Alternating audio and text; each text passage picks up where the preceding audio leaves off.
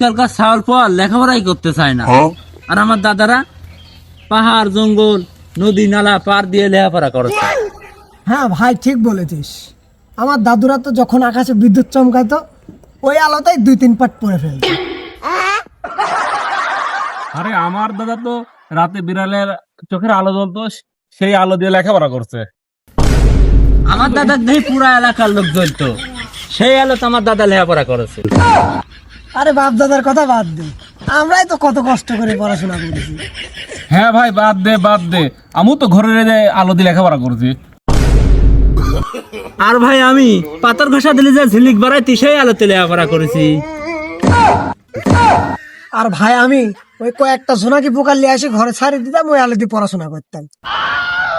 যাই কইস, আমি ডেঞ্জারাস ছিলাম। একটা বইতে আগুন ধরে দিতাম, 4-5টা বই পড়ে ফেলা দিতাম। আরে না ভাই, তুই একটা ভুল করছিস। কি? তোর বাপ দাদার যখন এত পড়াশোনার শখ ছিল, তাহলে একটা মোমবাতি কিনলি তো। তোর বাপ দাদার এতই পড়ার শখ ছিলি, তে দিনই পড়তে কি হয়েছিলি? এই শালা তুই হাসতেছিস কে? সব জানি তোর বাপ দাদার নামে, 1 নাম্বার মূর্খ ছিলি। বাবারে বাবা, নিশা ছিলি তোর দাদার। 2টি করে বিড়ি লিলি, জমি রেস্ট্রি করে দিছিস, বেশি খাইছিস জমি।